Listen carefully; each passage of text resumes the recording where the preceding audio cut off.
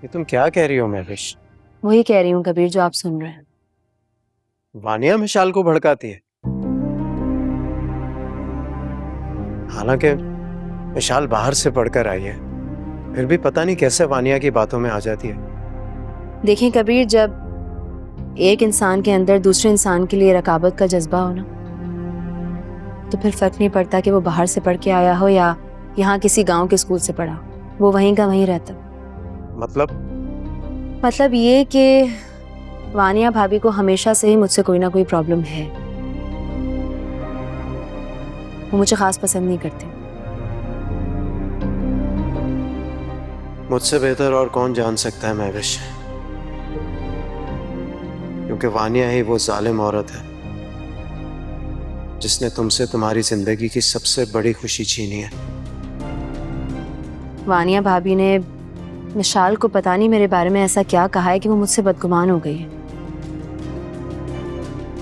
और तो और अलमीर को भी पता नहीं क्या कुछ कहा है उन्होंने, उसका रवैया भी मुझसे बदल गया।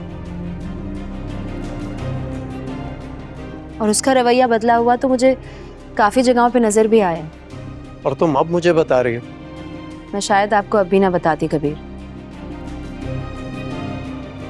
अगर मुझे आगे आने वाली जिंदगी मुश्किल होती हुई नजर ना आती। और अब अगर अलमीर सारी रंजिशें भुलाकर वापस आ ही गया है तो हमें सब कुछ भूल के उसको वेलकम करना चाहिए ना। लेकिन मुझे ऐसा लगता है कि शायद वानिया भाभी ऐसा नहीं चाहती। चलो मुझसे इख्तिलाफ तो समझ आता है, मगर तुमसे वो दोनों क्यों बदगुमान हो गई? उन्हें शायद लगता है कि मैं आपको रोकती हूँ, अपने बहन भाइयों की केयर करने से, उनके लिए कुछ करने से, उनके आपके करीब आने से। जब से मैं आपकी जिंदगी में आई हूँ आपका रवैया उनसे बदल गया। कोई कुछ भी कहे कहने दो। मैं अच्छी तरह जानता हूं कि तुम मेरी फैमिली से कितनी सिंसियर हो, कितना ख्याल रखती हो उनका, मुझसे ज्यादा ख्याल करती हो। इसलिए टेंशन मत लिया कर, मैं हमेशा तुम्हारे साथ।